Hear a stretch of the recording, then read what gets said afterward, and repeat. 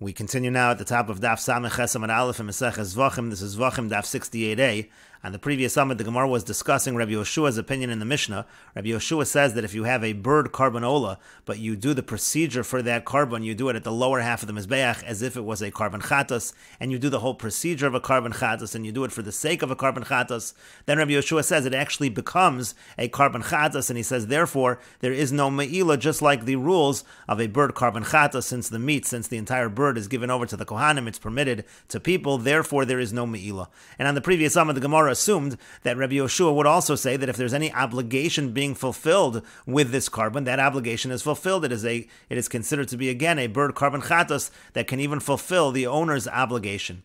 And so the Gemara asked on that from a Mishnah Meseches Kinim. The Mishnah Meseches Kinim seems to say that it does not fulfill the obligation in such a situation. And again, the question is, why not? Why doesn't this bird ola turn into a bird chatos? And the Gemara had said, well, how do you even know that the Mishnah in Meseches Kinim is following Rabbi Yeshua? And so the Gemara is in the middle of bringing a different Mishnah in Meseches Kinim. At the end of this Mishnah, Rabbi Yeshua is going to make a comment, and that's how the Gemara is going to determine that in general the unattributed Mishnayos in Meseches Kinim are following Rabbi Yeshua. That's the entire purpose of bringing this Mishnah. Now, this particular Mishnah is discussing a scenario where a woman, she gives birth and she has to bring a pair of birds as a carbon. You have to bring a bird carbon ola and you have to bring a bird carbon chatos. Those are for her obligation. She has an obligation to bring that because of the fact that she gave birth. But then she also says she's going to bring a donation, a pair of birds. She's going to donate as olos, and she brings those as well. So she brings 4 birds to the Kohen.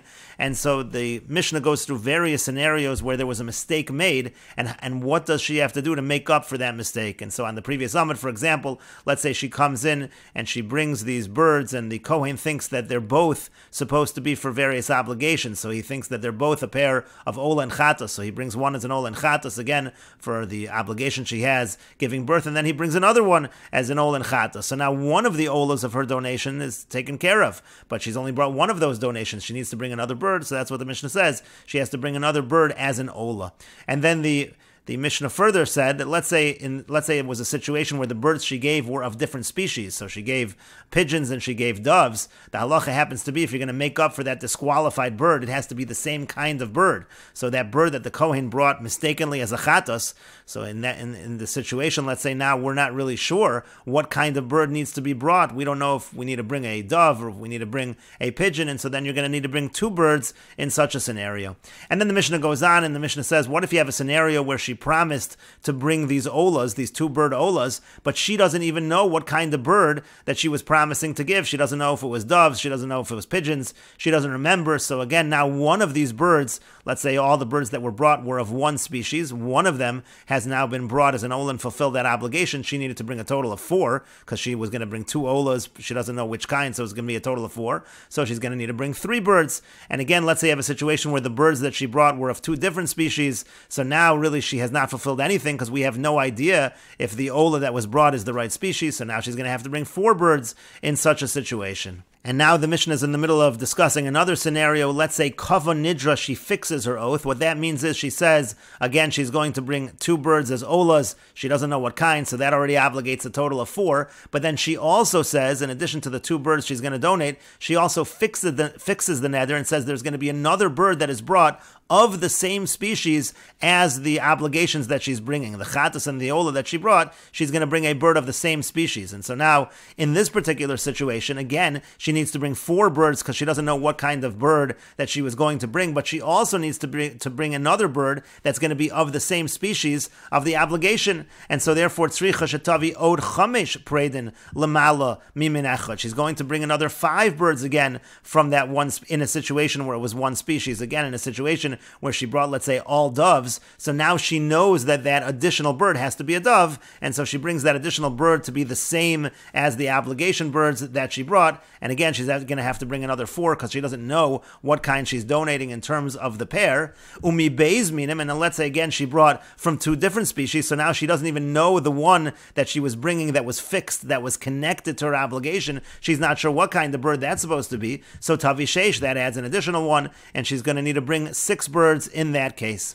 And the Mishnah finally says a last case, Nisanasan l'Kohen, let's say she gives it to the Kohen, and again, she said that she was going to bring 2 bird olas. She has no idea what kind of bird she said. She knows she specified, let's say, either pigeons or doves. She gave these 4 birds to the Kohen. Ve'ena yodas man nasna, she has no idea what she gave. She doesn't know what kind of birds she even gave. And holach ha-Kohen ve'asa, and then the Kohen goes ahead and offers it. Ve'ena yodea ma'asa, he has no idea what he did. He doesn't know if he brought 2 olas and 2 chatases. He doesn't know if he brought 4 chatas, 4 olas. He has no idea. So now what does she have to do? So the Mishnah says, Tzricha dalid preidin lenidra. She's going to have to bring 4 birds. That's just to take care of the vow. Again, she said she was going to bring a pair of birds as ola, and she doesn't know if it's pigeons or doves. So now she has to bring 4 birds in terms of that.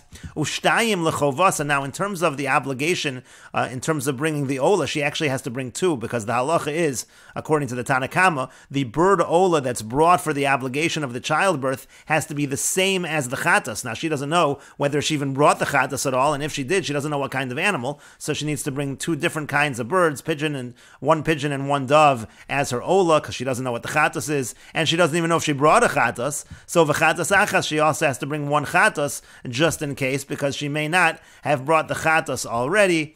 And Ben Azai says actually beis chatos. You have to add on another bird because she has to bring 2 chatos. Ben Azai disagrees with the Tanna Kama in terms of what determines what kind of bird she has to bring for obligation. According to the Tanna Kama, whatever kind of bird was the chatos that she's bringing for the childbirth, that's the kind of bird that should be the ola. The chatos is the one that creates the determination. Ben Azai says no, it's actually whatever bird was brought first. So if the ola was brought first, then the chatos would have to be the same bird as the ola, and so therefore in this case again we have no idea what happened, so she has to bring 2 chatos, and so again, according to Ben Azai, in this case, it's actually going to be a total of 8 birds. According to the Tanna Kama, it was 4 for the neder, and then 2 for the chova for the ola, and then 1 chatos, a total of 7. Ben Azai is adding a chatos, that is a total of 8.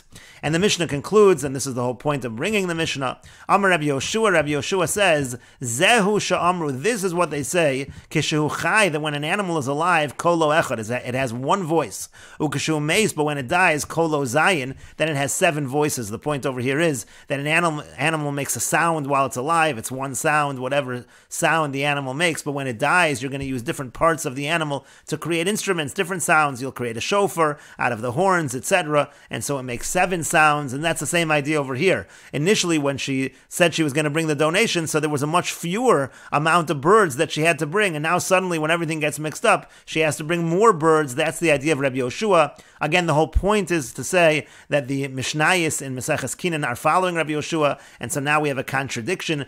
Are we saying that the bird ola turns into a bird chatas or not? And the Gemara continues and answers, Amor da'amar Rabbi Yoshua, we can say that Rabbi Yoshua says what he says, that the bird ola can turn into a bird chatas. That's just la'afuka midei me'ila. It's now a chatas, so there's no me'ila. Again, as we've said earlier, there is no me'ila by a bird carbon chatas. But le'meisak, le'lechova miyamar, did he go so far as to say that it would fulfill, it would be considered a chatas to fulfill the obligation of the owner? That did he say that? He did not go that far, and that answers the contradiction. And the Gemara continues with the Mishnah. There is some question in terms of the proper girsa of both the Mishnah and also the Rashis, but we will read the text as we have it in front of us. The Mishnah says, Kol hapsulin, all of those who are disqualified, shemolku, when they do malika on the bird, malikasan psula, so that malika is going to be disqualified. However, ve'eno mitami bebeis habli, even though it's a disqualified malika, but still the bird is not going to be considered a nevela, and therefore it's not going to create the tumas beis habli, again, that tumah that happens in the throat when the animal is swallowed. Malak bismol o belayla, let's say the malika is done with the left hand or it's done at night. Shachad chulin bifnim, let's say it's a non-sacred bird and it's slaughtered inside. Or v'kadshim bachutz, or let's say it's a sacred bird and it's slaughtered outside the mikdash. Again, einon metamos bebeis habliya, there is no tumas beis habliya. Again, not considered to be a nevela in that situation. The tumas beis habliya is specifically when the bird is considered to be a nevela. Malak bisakin, let's say the malika is done with a knife. Malak chulin bifnim, let's say again it's non-sacred and the malika is done inside, or v'kadshim bachutz, or let's say it's kadshim, it is a sacred bird, but the malika is done outside of the Beis HaMikdash. And Rashi explains, Kol hapsulin begemara pligi kol leisuye mai, and the Gemara will argue what is kol coming to include. Ve'enon mitamin, it is not going to be it's not going to have tumas beis habliya, meaning it's not an avela. Shemalikasan mitaharasan. The malika here is effective to purify it, so to speak, that it doesn't have that tumah. And the reason is lafi shenifsal bakodesh. The reason is because here the disqualification took place in the holy.